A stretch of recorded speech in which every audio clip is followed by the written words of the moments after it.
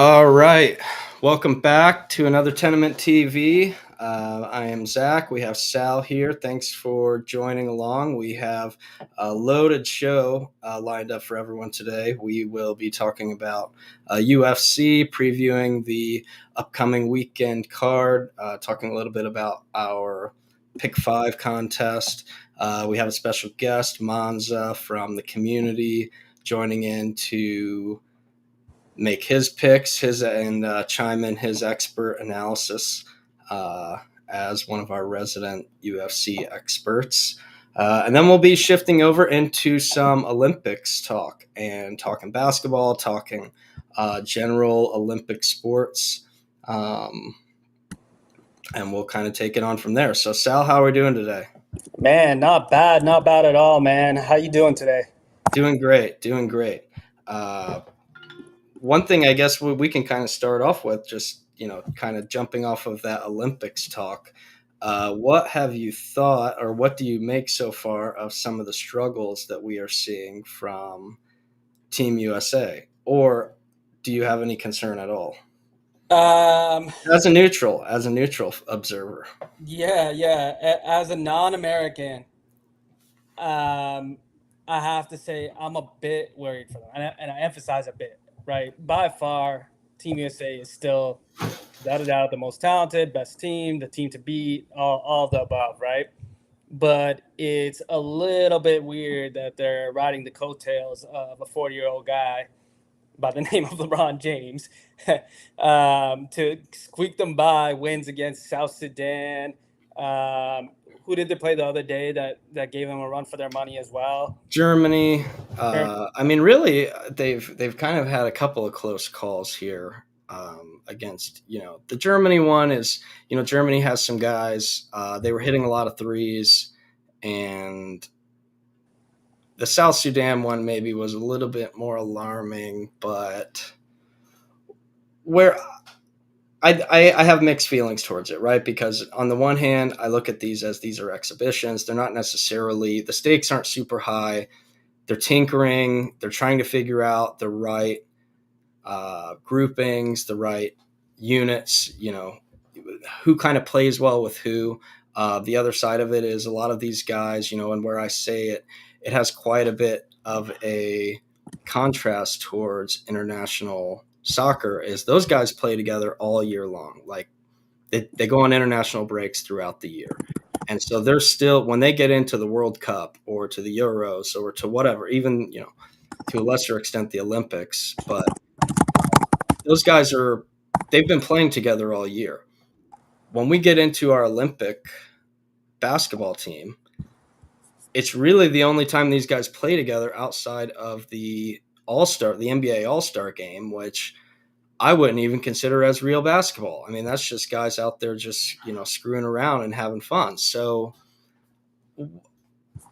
I don't know. I think that there is certainly a level of playing with their food. I think when it gets serious, they'll ramp up, they'll throttle up, and they will, uh, because when it comes down to it, there really is no comparison. They don't really have any legitimate competition in this tournament, as far as I'm concerned.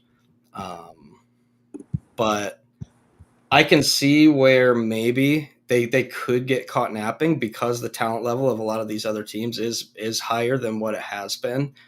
But at the end of the day, these guys, they should be able to take care of business. Yeah. See, where I disagree is I think all the competition is legit, right? Like I think France, although they've struggled even more than USA's thus far, I think France is legit. The moment you've got Gobert and Wemby with international rules, like that's a problem. Jokic is always a problem for Serbia. They've looked solid. Germany, those are the reigning world champs from the games last year. They're good, man. Like like international Dennis Schroeder is a problem, right? Like he starts playing like he's on another level, and Franz Wagner and his brother Mo Wagner, like those guys are so solid, and man, they've got enough shooting to just give any team trouble. And they showed that against Team USA. I think USA ended up winning by like 6 or 7 or whatever, but it was close, and LeBron James did have to take over. South Sudan, I don't think is an actual threat, but like, man, you just gotta like tip your hats to those guys because one, the country's only existed for like 20 years or something like that. They don't have a single indoor basketball court in the entire country. Um, the basketball program is even newer. Luol Deng kind of spearheaded that basketball program, and they're running lineups with like this 17-year-old kid. I forget his name, but he is committed to Duke next year, and like that team is definitely impressive for where they are in the lifespan of the country and their basketball program and all that. And then I've tried to be unbiased here, but I think Canada is definitely a legit threat. I wish we had Zach Edey just to give us that extra, big man. But just the wing defense between Shea, Nikhil Alexander-Walker, Dylan Brooks, all those guys elevate their game for Canada basketball. And Jamal Murray hasn't even been himself. He missed a couple games as well, I think.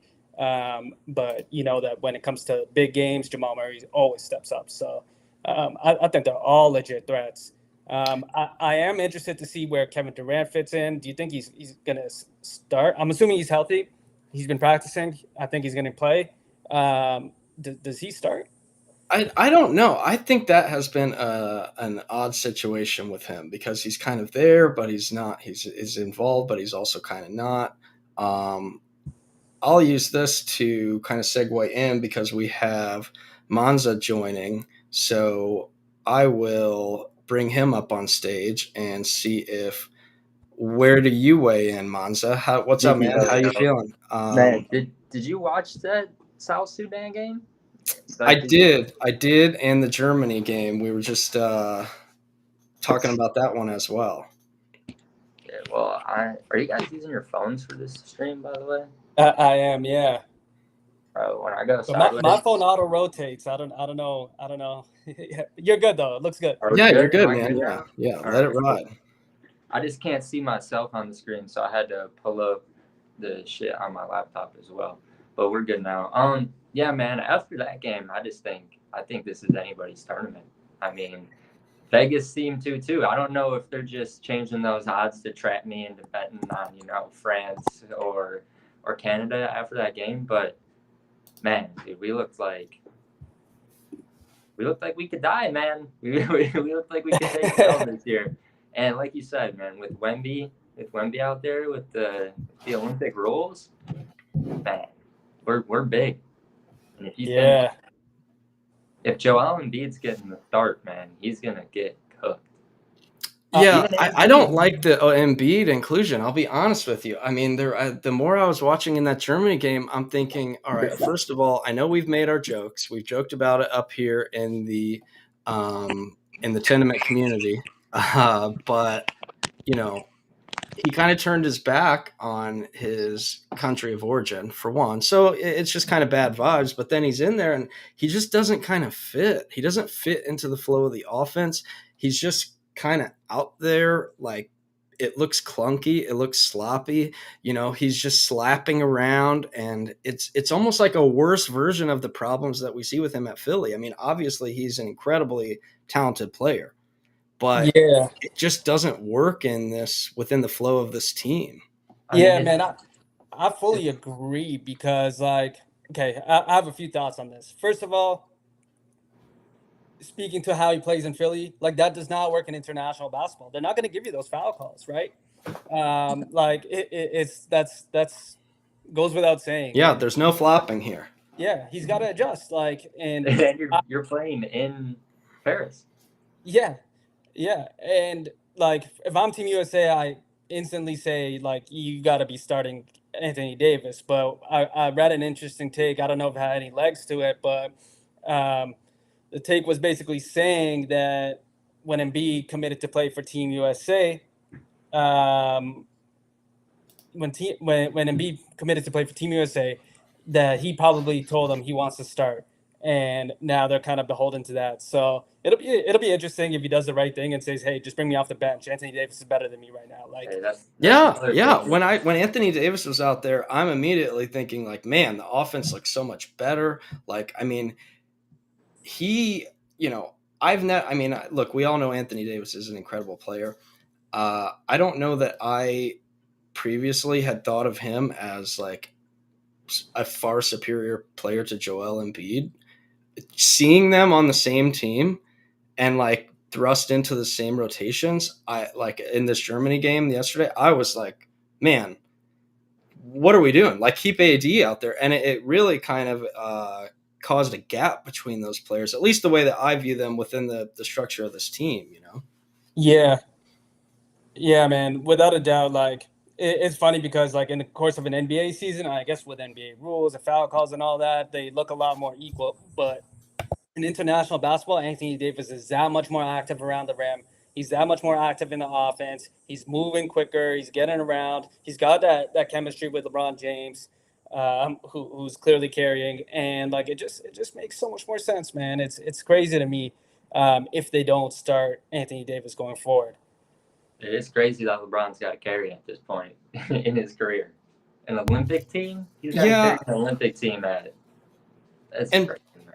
part of what I feel with the LeBron thing that I find interesting is you have a team full of alpha dogs where all of these guys are used to being the leader of their team. So when you put them all out there on the floor together, somebody has to be the primary alpha dog. I mean, I know Anthony Edwards made some comments leading into this about how he views himself. Like, sure, yeah, man, like, great, you're saying the right things. That's what everybody's supposed to say.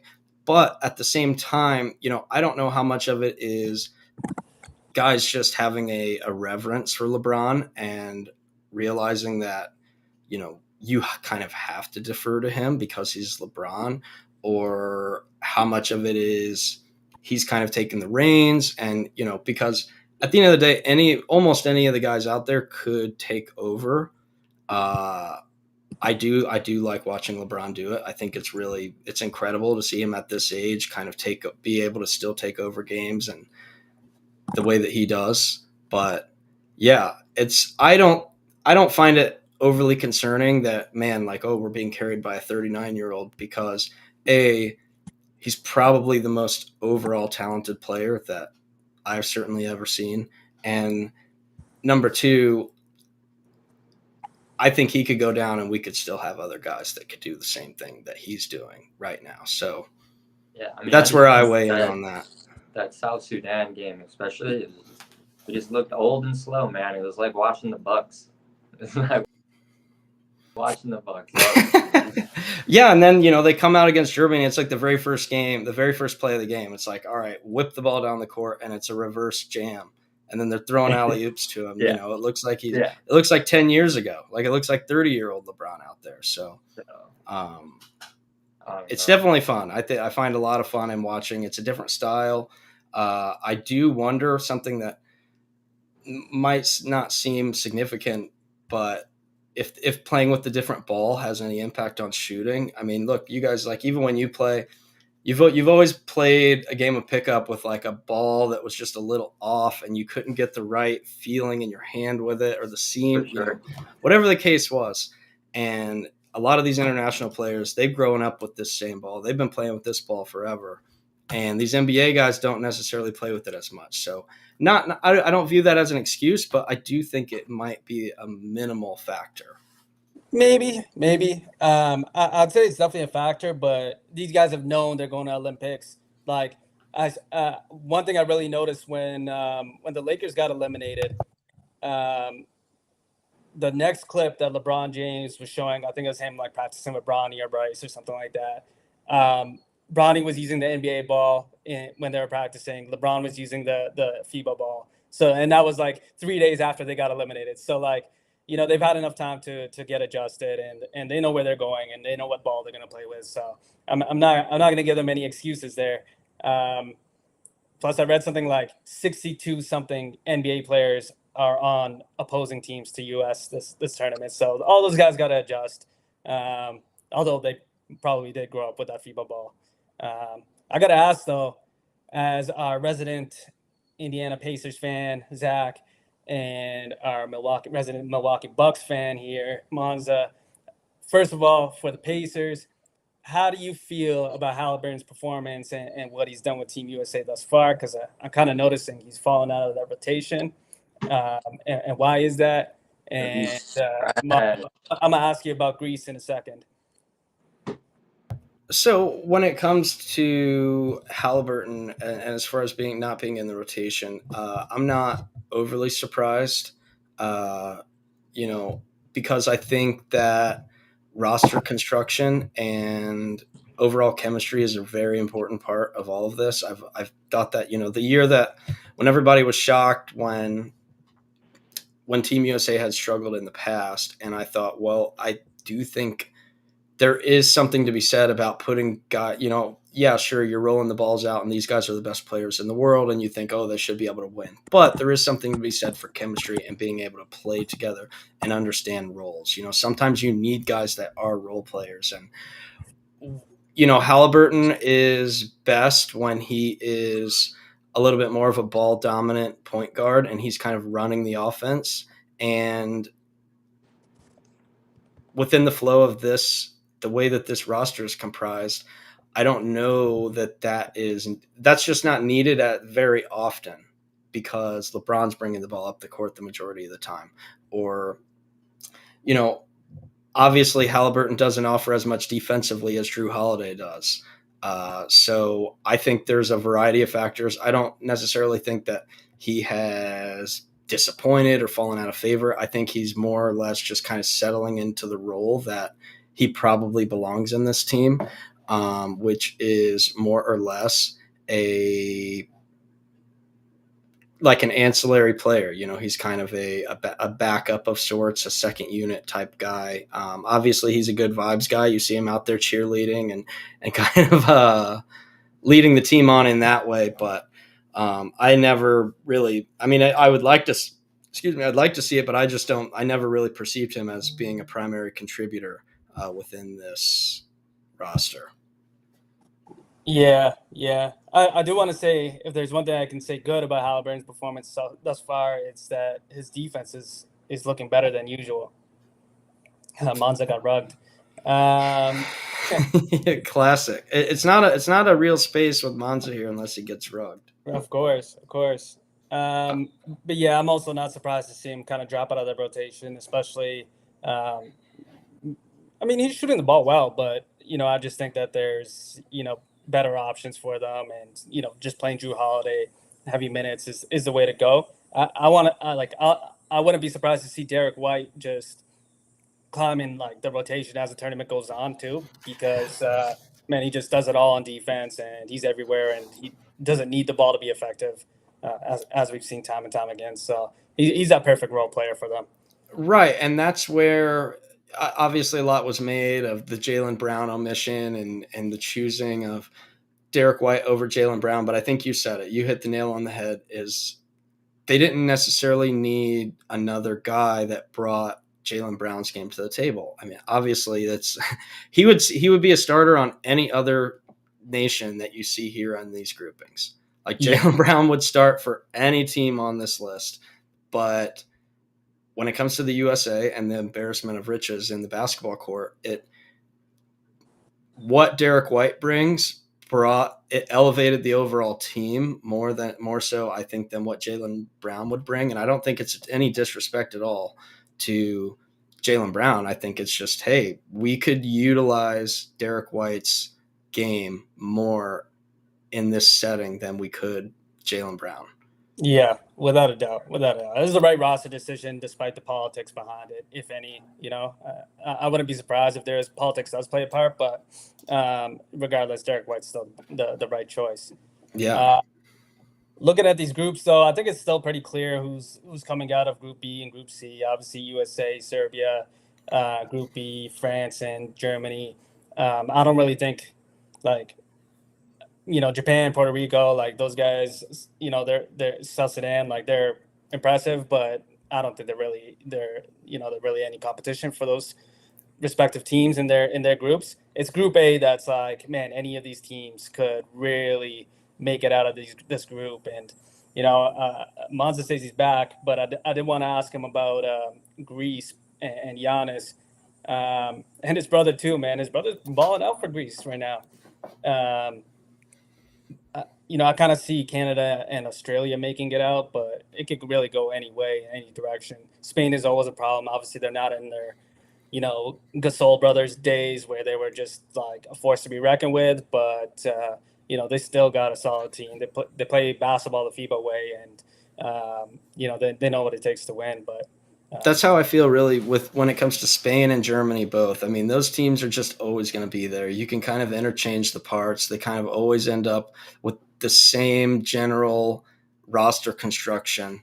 Despite some of their more prominent guys moving on, but those guys, they just know basketball. They know the FIBA game. They know, like you said, they know how to play. They can kind of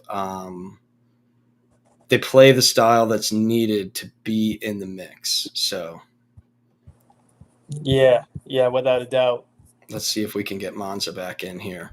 And Monza, I know you're a big Greece fan for these upcoming Olympics. How do you feel about their prospects? And I'm just hoping I stop rugging. Jesus Christ, man. You got to. This is going downhill fast. I'm going to try and join up on my laptop because not really sure what's going on. All right. Yeah. Rugged again. Rugged again. So the games start, I think, on the 27th. So, guys, if you're not in the TENAMINT Telegram community, obviously join that. As soon as those games go live in the app, which is approximately 48 hours prior to the game start, we'll let you know there. And you can make all your Olympic basketball picks on the TENAMINT app, earn rewards, and really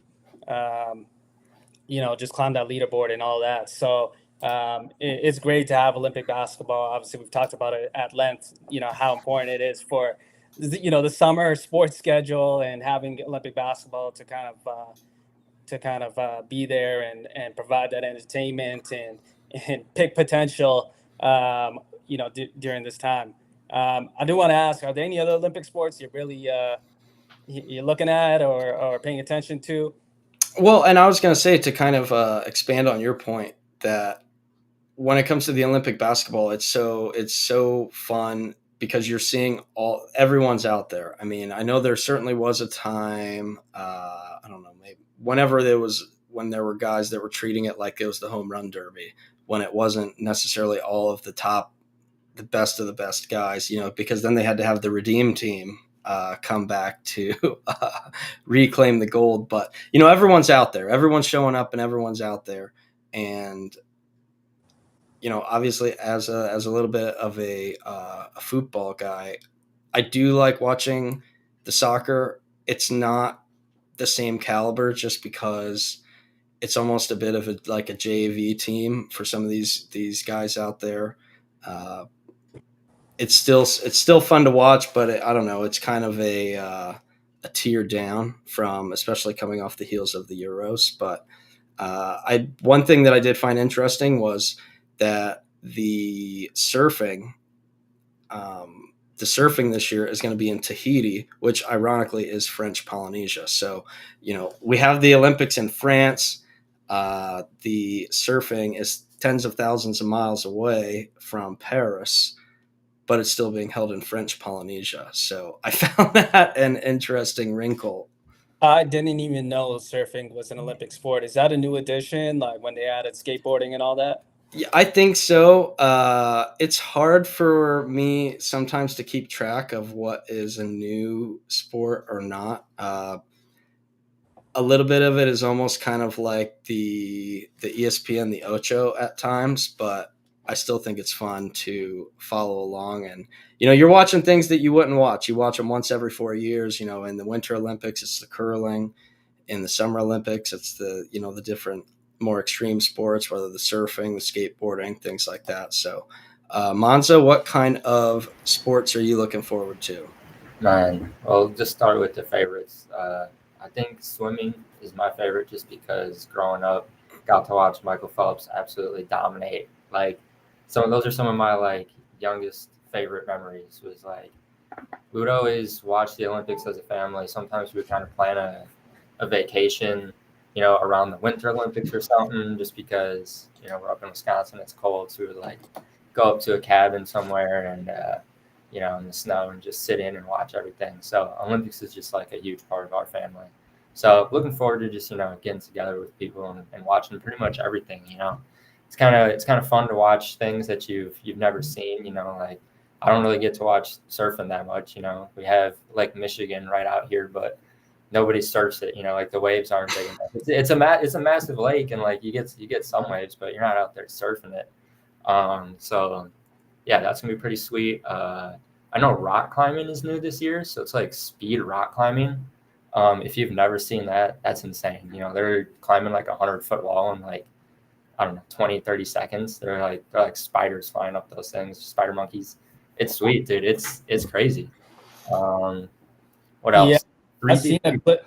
I've 3v3 seen a clip of basketball. that of rock climbing, man, on Instagram. Like I don't know if it was Olympic or like Worlds or something, but man, Mhm. that stuff is super impressive. Yeah, where they're just like flying up the wall.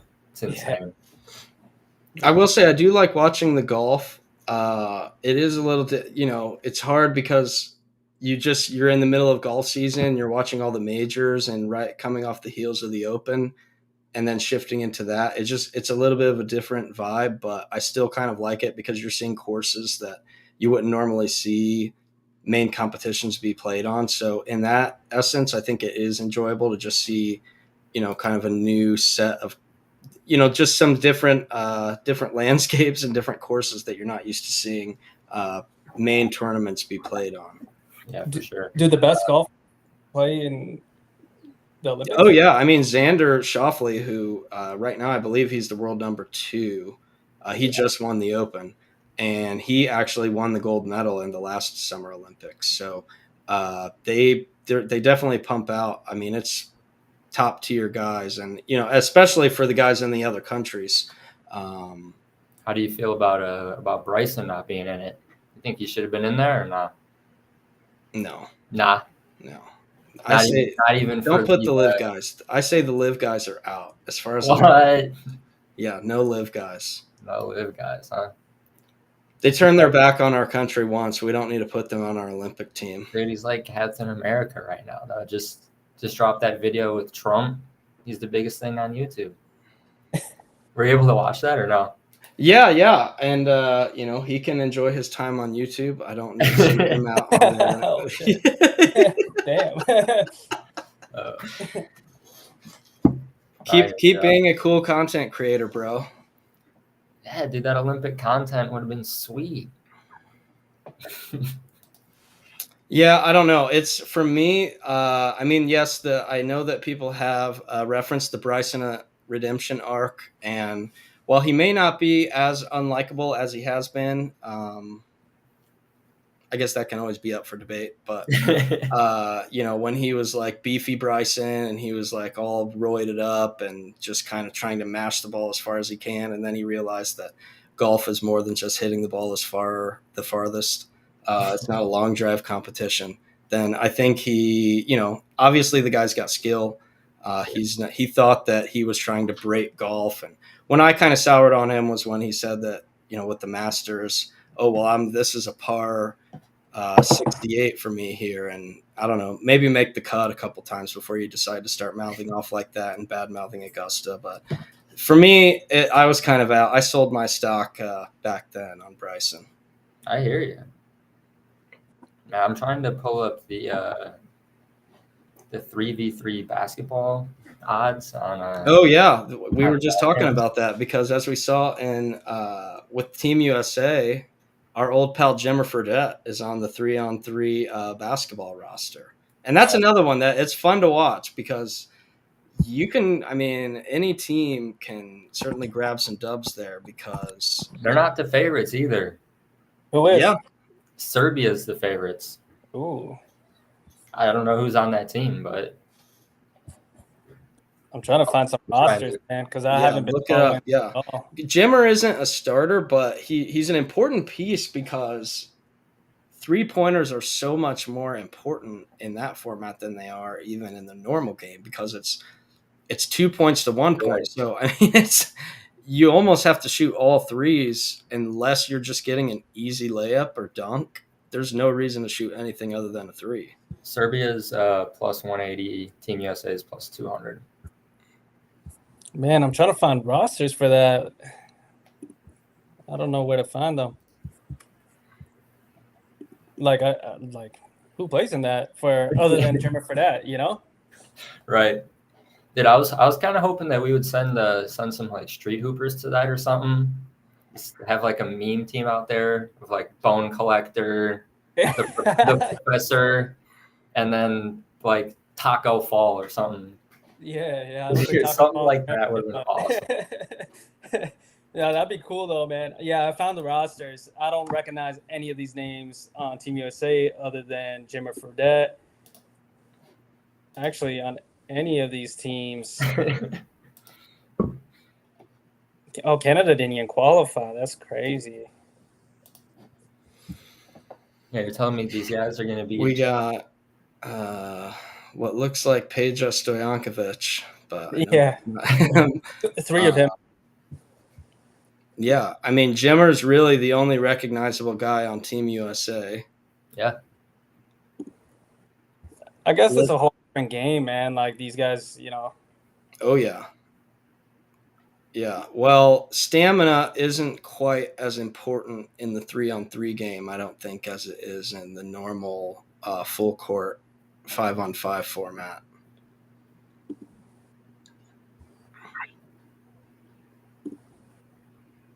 Yeah, man. I was hoping to, with some of these rosters, I was hoping to see some teams that, or maybe some like washed up older guys. I agree. I think that would have been cool. Like some retired NBA guys. I mean, these just seem like guys that have been groomed into being studs, 3-on-3 ringers. They should send the guys from the Big Three, the Ice Cube League. They should send the champions. Yeah. Like where's Yao Ming? Like Yao needs to be on China. You know, I don't know, or if you didn't. Like I think about some guys where if you didn't make it, if your Olympic team, your home country didn't qualify, then jump in on the, like I think about a guy like Sabonis. Like, dude, jump in there on the 3-on-3. Right? Can you imagine? Like, yeah, right. Like, get in there. Like, why not? Yeah. I was looking at the women's teams too. The only name I recognize is Haley Van Lith. That's pretty cool that she's playing. Oh yeah.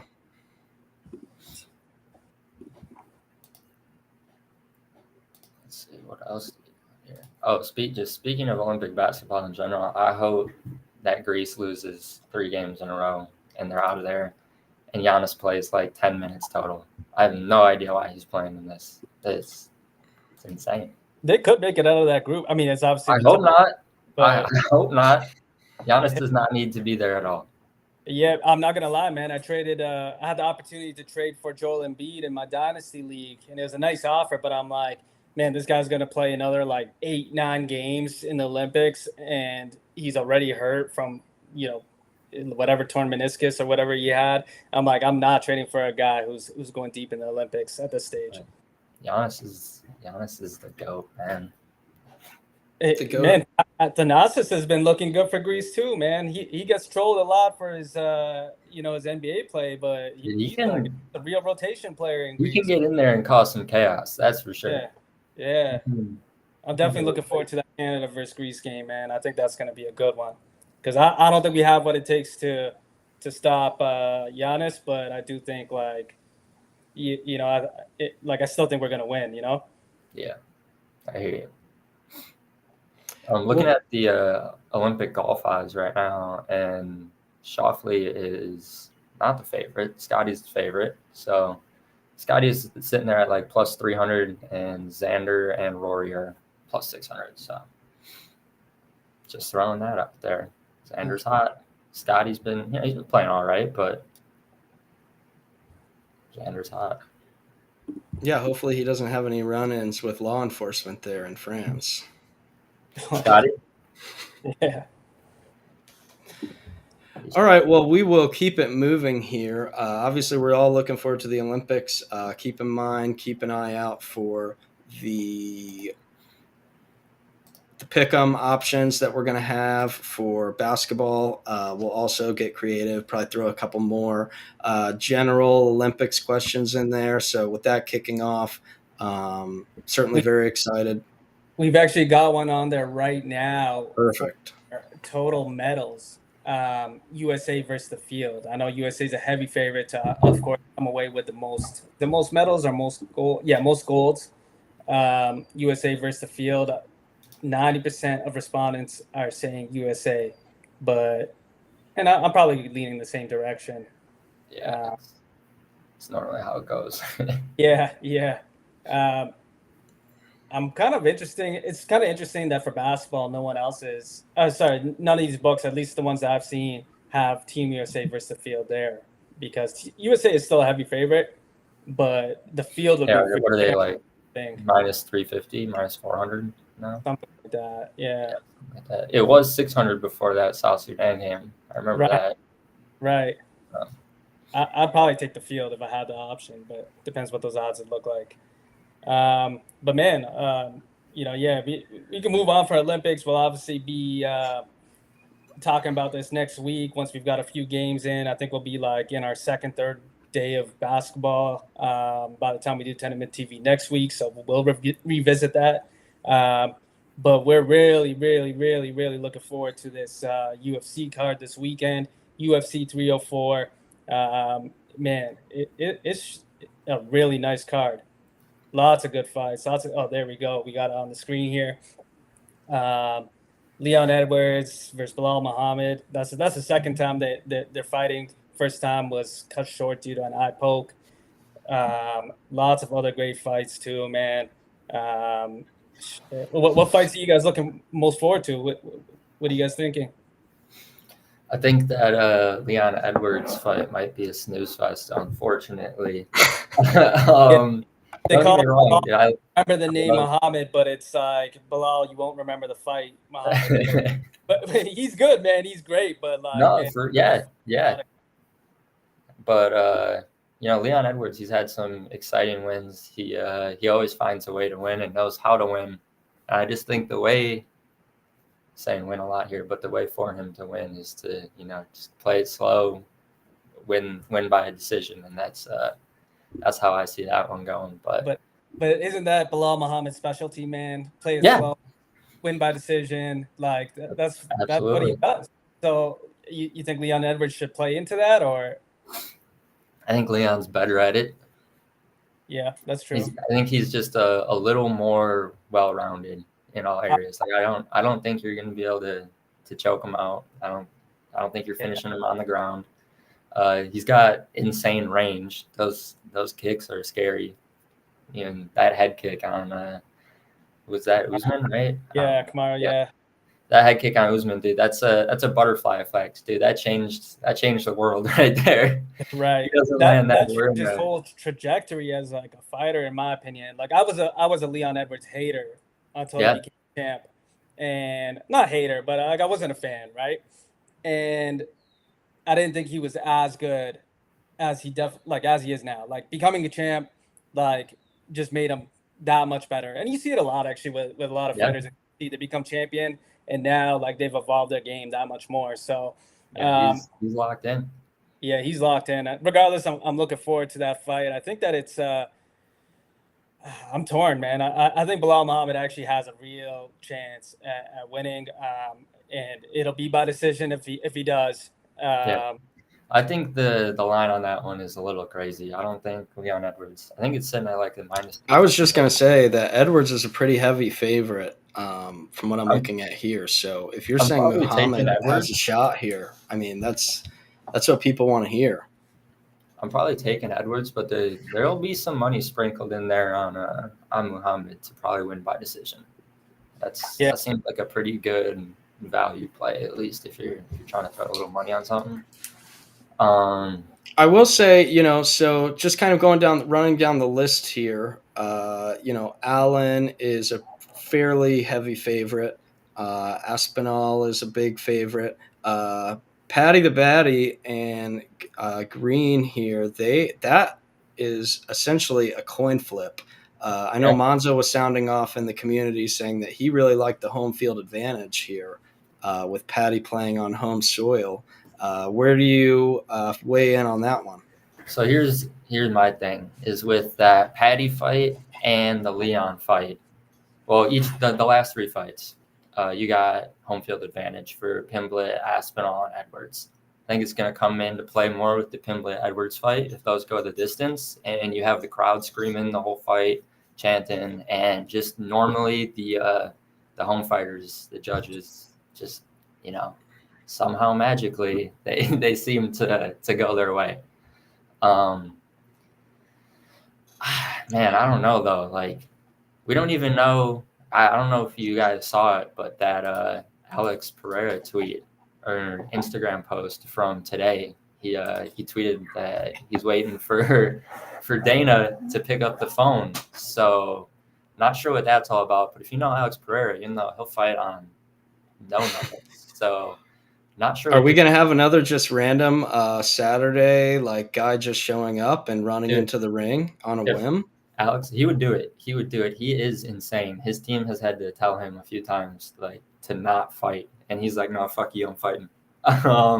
So this could also be about Jake Paul, maybe. Jake Paul called out Alex Pereira, and he would need Dana's permission to go box him. So I'm thinking it's about one of those two things. But if he is stepping in at heavyweight to fight in this heavyweight title fight, he's a Hall of Famer, dude. He's a certified Hall of Famer. It doesn't matter if he wins or loses. He's already a 2-division champ. If he steps in here and fights Tom Aspinall, which I'm assuming would be what would happen. Is Curtis Blades hurt or something? We don't know. I just don't know why he would tweet that. We're just speculating. We're getting I was going to say something that I find interesting is that there always seems to be so much uncertainty heading into fight day. Whether it's one common theme that I've picked up on is that every UFC fight card, there's at least 1 or 2 of the bouts that have some sort of uncertainty. They're shrouded in mystery of, is this guy going to actually be there? Is he not? Is he going to, and I even was seeing some things with, with the Cape fight down in the flyweight. I was going to say, I couldn't even, it was off the board on some books. And I was reading stuff about it, like potentially getting demoted to the undercard, and Cape so what's going on with that? The last 5 fights, so we really don't know if he's fighting. We don't know if he's going to make weight. Really, no idea what's going on with that fight. But if that fight does happen, dude, if that fight happens, I'm more excited about that than almost any other fight on this card, dude. That could be a crazy one, but I just don't know. If it goes down, you're talking about Cape and Mokaev, right? Yeah. Man, I hope that fight happens, man. That's what I'm saying. Man, Cape, man, he is a Cape or Cop, or I don't know how to pronounce it, but I think it's Cape. Cape, okay. Man, he's an exciting watch, that's for sure, man. I've been waiting for him to fight again. So what happened last time around? He couldn't make weight, or you're sick or something? I think the last time he was scheduled to fight, his opponent pulled out. And like the 4 times before that, he pulled out late or didn't make weight or something like that. It's just he hasn't fought in a long time. It just seems like something always seems to go down. So I probably won't bet on that one. I don't know who I would take. Maybe Cave, but I would have to see what kind of shape he's in, honestly, like when he comes up, because if he comes in overweight, if he comes in overweight, he's got the advantage, but I don't know. Yeah, he's the underdog right now. I like Cake to win though, but yeah, it depends on a bunch of different variables here, right? Yeah, if we're going for the card with picks, that first fight, Allen versus what's his name, Chikadze. Well, I was going to say, I'm going to cut you off right there because before we get too deep into it, we are actually going to make our picks here right through the Tenement app. So I'm going to turn this over through you guys, and we're going to run through the card this way. Love it. So let's start up here at the top. We got Leon Edwards and Bilal Muhammad. Sal, you go first, and then Monza, you follow with your pick. Yeah, I'm a bit torn. Interesting to see how the voting is playing out over there, man. Let's see if we need an update. Is that 83% on Bilal? Yeah, it is. It does auto refresh now, so you get the up to the minute percentages, or up to the 30-second mark, anyways. I'm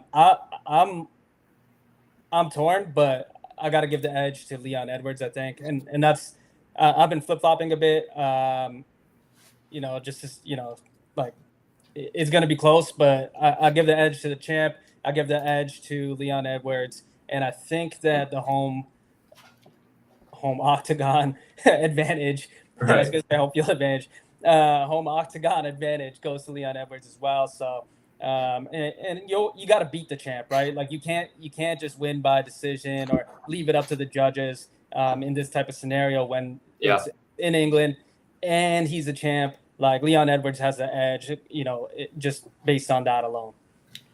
Yeah, I agree pretty much everything there. I think Leon Edwards is taking this one probably by decision. The only way Bilal can win this fight is by decision, in my opinion. And I don't see that happening in England, and I don't see it happening anywhere. Leon's got the knockout power. He's got everything in his bag. He has become one of the most well-rounded fighters, I think, in the UFC. So his takedown defense, his submission defense, his striking, his range. He's a champ. He knows how to win. I think he just finds a way to win it somehow. No matter what it is, I think he wins. Yeah. But again, dude, those odds, Bilal by decision, if you want to take that, throw $5 on it, dude. Do that. Yeah, it's funny. The odds definitely know that this is going to decision. I was looking at like fight to go the distance, and it's definitely expected to go there. So, but yeah, I'm on board with that. What do you think, Zach? You on board with it, Leon Edwards? Yeah, I think so. I think we'll all sweep the decision there. We'll fade the 80% public here. I mean, that's a pretty heavy favorite to be going against. Yeah. I mean, well, he's the favorite on the app, but who knows, man? Maybe the Tenement insiders. I'm saying Leon Edwards is he's pretty heavily favored to win this overall. So I would be surprised to see. But I mean, I guess that's why they show up. That's why they play the games, right? Right. Going down the list, we have Aspinall and Curtis Blades. Sal, where do you weigh in on that one? I'm going to Aspinall. Though I do want to ask you, if Pereira was to fight Aspinall, do you think he'd beat Aspinall? Yeah. Dude, no, here's the thing, dude. Aspinall is the only person so far that has been like, I'm taking that motherfucker to the ground. Yeah. And he said exactly how he's going to do it. He's going to spear the fuck out of him. He doesn't care. He's putting his head down. He's spearing the fuck out of him. He's taking him to the ground. So if he can do that, and dude, Pereira is just so fucking good, though, man. There's nobody in the world that man can't knock out. He can knock anybody in the world out one punch. So, I told myself I am never betting against him. I'm never betting against him again. I did it before. It's never happening again. So I wouldn't bet against him. I don't think I would bet at all if that was the fight. If it was that's when you just enjoy the fight, right? That's when you just sit back and you watch that shit. Yeah. Same thing with this thing with this fight, dude. Curtis Blades, he's got hands. He could knock him out, but again, Tom Aspinall, champ. He's been the champ. If his knee doesn't blow out again like it did last fight, I see him winning this. He wants John Jones, so he wins this. Then John Jones fights. Then they fight. No one really wants John Jones. You want a shot at John Jones just for your legacy purposes, but you really don't want to step in the octagon with him, man. No, you don't. But He needs it. He needs it. Yeah, And if yeah. he wins this fight and then John Jones fights and retires, dude, Tom Aspinall is gonna be so fucking mad. He's I, been I waiting for him to fight. I think John Jones will stick around just to see. I mean, if Pereira actually makes his way to heavyweight, somehow ends up as top contender over Aspinall, whether that, however that plays out, Right. and John Jones and Pereira have an opportunity to fight. I think John Jones, like, he's an undisputed GOAT in my opinion, and I'm sure Right. most other people's. But like Pereira could actually have a claim to that just based on the fact he's won in 3 different divisions, or Exactly. Yeah. getting to that point, he would have won in 3 different divisions, and I think John Jones has to protect his legacy and just not leave it up to debate, and he'd have to fight Pereira. Right. And I think that if Not there's to anybody in the world who's not going to to beat hype up Pereira, Alex Pereira too early in his career. I mean, he's got like 8 UFC fights, but dude, his resume is insane. His resume is insane. He's a Hall of Famer already. That's a guarantee. And if he has some more title defenses against whoever it is, some names, he goes up there to heavyweight and he wins. Yeah, I don't. It doesn't even have to be John Jones, dude. John Jones could retire and then he could go fight Tom Aspinall or whoever it is. And if he gets that belt, dude, three belts is ridiculous. yeah, there's a real debate. You don't have to hold them simultaneously. I don't care, but you get those 3. That's crazy. Yeah. I'm taking Tom Aspinall in this fight. Again, I think he finds a way to win. But this is the fight I'm most excited about on this card. That's gonna be a war. Take the under on rounds on that one. I might take that one to go under 2.5. To be honest, I don't know. Yeah. It might be a little crazy, but I could see that, man. I could see that for sure. If there's any card or any fight on this card that I think is going to end quickly, it's probably that one. yeah. Curtis Blades knows he's kind of got to sell out for that knockout, and that could go either way. That could easily work against him very quickly. Yep. So, Tom Aspinall is definitely the move. He's just too good. And on fight night, this is going to go for 5 rounds, right? Oh yeah, I mean it's a title fight. He's got the belt, so. Exactly. So Tom Aspinall's got more in the tank, I think. I mean, we haven't really seen him go that deep, but in the early rounds, he's faster, he's more athletic, he's quicker, but I guess you don't know. You don't know until you know, right? He's a real athlete, man. That's for sure. Yeah. And he said in his training, he's done something he's never done before, and he's only trained against heavyweights for like the last 3 months. So all his sparring, all his grappling, everything has only been against heavyweights. So. Interesting. I think he's going to be good here. Yeah. And just to your point on like rounds and stuff like that, on fight night on Saturday, we will have flash questions pop up. For those who aren't familiar with the flash questions, you get double the rewards on those, and there'll be props like, things like fight to go the distance, or things like to end in a knockout or whatever. And as always, we take the community's feedback on those. So if there's a nice little prop you want to see for a particular fight, you just drop it in the chat. We'll get it up there, man. We're a team of the people, Yeah. Yeah, absolutely. It's almost something fun to follow along with, because you can sit there and you see the questions pop up, you fire off on those, earn double rewards, and you can get in there and we're all watching, and it's almost like a second screen, chatting about the fights in there too at the same time. So Yeah. it's an all in one spot. Keep it moving down the list here. Bobby Green and Patty Pimblett. Who's going to win this one? I'll let you go first. I will say we have back-to-back classic U.S. versus England fights. So. Oh yeah. Man, I'm a Patty Pimblett hater. I've never picked him to win once. He's proved me wrong multiple times. Not a good strategy to just auto fade him, but I do it anyways, and I'm gonna do it again. I'll go Bobby Green, man. And I like Bobby Green, man. Yeah. Are you gonna call him King Green or not? Was that like a real name change or something? Yeah, he did. He changed his name. I don't think I could do it.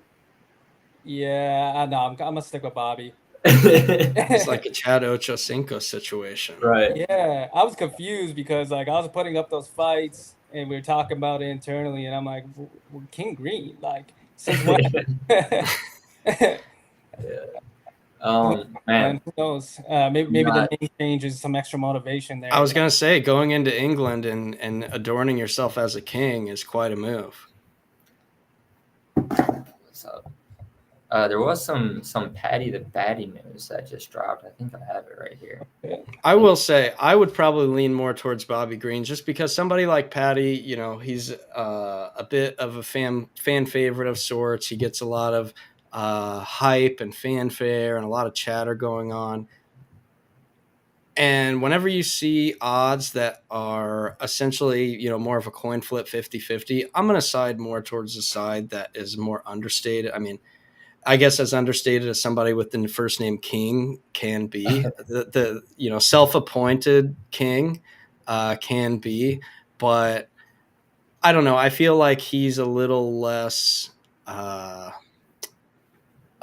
sizzle and a little more steak than Patty Pimblett is. Yeah, and you really never know what you're getting with Patty, right? Like for a guy who's hyped up that much and has such a following and all that, like he continuously looks like he's out of shape, and like his weight drop is always impressive. Like, and this guy eats nothing but burgers, but um, he's he's yeah, I don't know, man. Like for the same reason people find him likable, I find him very hateable. And I know, Monza, you were saying that he's in shape, he's focused.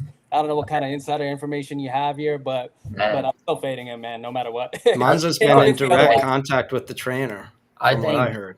I think this is a true toss-up. I think this is a real 50-50. I'm not going to say I know who wins this fight. I normally feel pretty confident in my picks. I feel pretty confident in the Leon Edwards, Tom Aspinall picks. I feel pretty confident in the next two. This one, I'm not going to say I have any confidence in. The Patty the Batty news that I just saw was that his coaches say they were going to pull him out of his 304 fight with Bobby Green 5 to 6 weeks ago, as he was suffering badly with depression and other personal issues. Say he really turned a corner over the last 3 weeks and is in the best shape of his life. This is his trainer saying this, so who knows? He plans to mention his importance of mental health in his post-fight interview this weekend. And that was it. That's all it said. So, Yeah. I feel like that's pretty normal with Patty. That's what he likes to talk about post fights. So, not really anything like super big news there. I've got money on Patty. I'll say that. I already put money on him. I'm betting on Patty the Batty to win this one. I don't know. I just got a feeling. So there's really no rhyme or reason to it. I just think so it's like him and Ian Gary. Who else are the people that the UFC are pushing, right? Like those are their people. They want them to be the next stars. It's home octagon advantage for Patty. He's got the crowd on his side. He does look like he's in some insane shape right now. Yeah. I don't know if you've seen the pictures. I don't get too hyped on that normally. It's like watching Russell Wilson's workout videos in the off season. Like, it doesn't really do anything for me, but we'll see. I'm excited to watch it. Have you ever heard of anybody like, oh man, he's not working out great? Like Right. the workouts aren't going well. Exactly. Back in the training sessions just haven't been firing on all cylinders. That's always part of the shtick, I feel. Exactly. It's like watching summer clips of Ben Simmons hitting threes, and you're like, man. Yeah. That Russell Wilson workout videos. Yeah, and then it's the more rare part of all of that really is just Ben Simmons in basketball attire at all, I'll say. Yeah. So, all right, we got 2 fights left here. We got Muhammad Mukaev and what we say Cape is coming from Portugal. Where do we weigh in on that one? I know that as we said, there's a little bit of mystery surrounding this one, but sometimes I view that as a good thing. I think this is probably another one that is going to be viewed as somewhat of a toss-up. What do you guys think? I think Muhammad's going to try and take him to the ground in the first 30 seconds of each round and hold him there for the next 5 minutes. and he might. So if he does that, he's gonna win by decision, and it's gonna be the boringest fight of the night. Yeah, love those. And if Cape's able to keep the range and not get taken down, he wins. So it's How is Cape's takedown defense? I don't know. I haven't I've never seen seen. him I've fight. never seen I it. haven't I've seen never him seen fight it in 3 tested. years. So You know, like I don't know. yeah, I feel like he's been taken down by lesser opponents. right. So maybe that's what I should do is watch some Cape tape from a couple of years ago and see who was taking him down. And if he's getting taken down easier in those fights, I would probably lean Muhammad. Say Yeah. I haven't seen it, but like I said, I'll probably go Muhammad here. Yeah. Yeah. It's just because Cape's just so you never know what you're gonna get with him. It's probably a little safer bet just to go against him. And if the fight doesn't happen, then I'm taking Muhammad against whoever. Yeah. I'll say this. Like, yeah, Makayev is definitely the safer pick. But I'm gonna still take Cape just as a fight fan. I'm a fan. I want him to win. I want to be rooting for him to win, and so I'll be riding with Cape. But definitely, like if you're looking for a smart pick, Makayev is definitely safer. I agree. Dude, I think if Cave wins, it's going to be fun, and if Muhammad Makayev wins, it's going to be really boring. Yeah. And another thing just to keep an eye out for as you are getting your picks in on the Telegram bot is that with that fight being some, there is some level of it being questionable, right? As at least as the news is right now. As we saw with the last set, there was a fight that kind of got canceled on fight day. If that happens, get in there, get in the app. It'll be updated with the new, whatever the new replacement is or whatever, so that we can kind of keep and maintain on our pick 5, which we will get into after we wrap our picks here. But get in there, get your new picks updated so that you can take advantage of the promotions. So as we wrap here, we have Arnold Allen and Giga Chikadze. A classic in England versus Georgia. It's funny this name. It's Georgians must have a thing for just naming the majority of their people. Like almost all their names sound the same. When I looked at the Georgia soccer roster, over half of the guys, their names, it started with George. And there was a player that the Pacers drafted a few years ago, Goga Batadze. Oh yeah.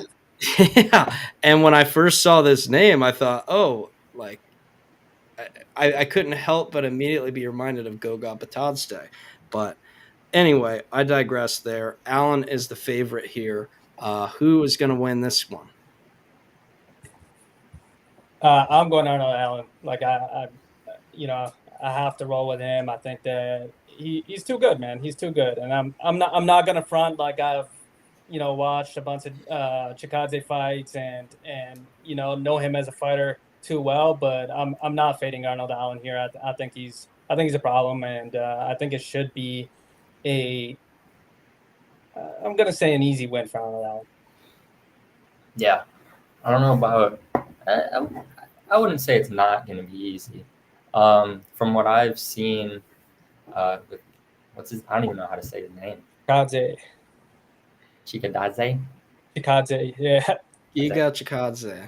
Whatever, Giga. Call him Giga Chad. That's how his nickname should be. Yeah, Giga Chad, right? Yeah, perfect. From what I've heard about him, I haven't seen him fight. From what I've heard, he's got one good round in him, and then he burns out. So I'd be expecting him to be coming pretty hard in the first round. And if Allen's backing up a lot, I know that doesn't play well for Allen's game. So I'd say just be careful in the first round if you're Allen, and then you win it pretty easily. I'm not taking Giga. I'm taking Allen all day in this. I will probably parlay Allen, Aspinall, and Leon Edwards. That's feeling like a nice little parlay for me. So I'm liking that. Again, I'm taking Patty I've already put money on him. Not throwing that in any parlays just because that's a coin flip. Yeah. But yeah, I like Arnold Allen here. I like him a lot. I think he's up and coming, and he's not chinny. I don't think he gets knocked out. So it should be a good fight though. Yeah. For pretty much all of these fights. Yeah, I think same page. I think we're on the same page on the ones that are like almost locks. You know what I mean? Between Aspinall, Edwards is not a lock, but no, yeah, I think we both like him for the same reasons. And then Arnold Allen, I'm gonna call that a lock. And so I think we're on the same page regarding those. The community disagrees. The community does disagree. The community disagrees. But I feel like as we get closer to fight night, we've seen maybe see those numbers start to normalize. Yeah, exactly. Maybe. Well, shifting gears here, we will get into, we are coming back with our Pick 5 contest for this UFC round, UF 304, just as we did with 303. Sal, did you want to share a little bit about the structure of that and what we can expect to? Yeah, absolutely, man. So we're really excited. I just want to say that. I just want to say I got to run real quick. I got a hard stop right now. So Monza, one last rug for the road. Get out of here before you get into that. But all right, man. Thanks for making your picks. Appreciate it, man. Appreciate it. As always, a pleasure, man. Good to have Monza here. He is the resident UFC expert, so always good to have him here. Going back to what you're talking about, though, the Pick 5 promotion, really, really excited about that. Is a big hit for UFC 303. Essentially, how it works is if you pick all 5 fights correctly, if you predict all 5 fights correctly, you are essentially entered to win a bigger prize pack for like UFC gear, some extra rewards. When we might even sweeten it up with some cash rewards as well. So highly encourage you to make your picks. I think that it's going to be a good fight card. There are definitely some, going to be some competitive fights that could go either way, and pick correctly and you can win big. So once again, just make sure you get on that app. The fights are live now on the app. QR code's in your top left. Get in there, make some picks, and we'll be announcing winners as soon as next week. So yeah, very exciting stuff, and like I said, even as not necessarily like the most diehard UFC fan, it's been fun. It was fun last week, or not last week, but the last at 303 to kind of jump in and kind of follow along as everybody's chiming in. Monza, kind of watch. It feels like you're watching the fight with everyone else. So making picks, firing off hot takes, and hopefully making winning picks and winning bets. So yeah, man, there's nothing like being in the chat when UFC's happening, man. Like something crazy happens, like did you see that? We get to try to get the highlights in there for you, ASAP. And it's like, man, the community, the UFC community, I feel like is strong, man. Everyone's locked in, tuned into the same thing. You got a nice little break of action right after the fight happens to kind of break it down. And yeah, man, it's always nice to be able to watch with other people, even if you're watching by yourself or with some friends, whatever. Just being able to get in the chat and talk about the fight and make some predictions on the next one. Plus, we'll obviously be doing the flash questions before the fights as well. So you can also chime in the chat with any requests or any takes on those. So. Yeah, absolutely. And, I will sign off with a comment here from our guy Blaine out there in the community. Tenement is the future for Web3 sports. Play to earn. Can't wait to see how collectibles are incorporated. So stay tuned for that. Stay involved. Keep tuning in. We're going to keep coming in with more Tenement TV episodes. We're going to keep having more contests. We're going to have more flash picks. So keep getting those picks, climbing the leaderboard. More exciting features. I can guarantee you that are already in the works, already cooking. So keep playing, stay with us, and we will see you on the next one. Amazing. Thanks, Zach. Appreciate it as always. Shout out Monza for coming out. And guys, see you next week to break down everything we talked about here and more. Lots of Olympic stuff going on. That'll be in full effect. So, yeah, shout out to the community and thank you. Shout out to the community. Always, always. Cheers.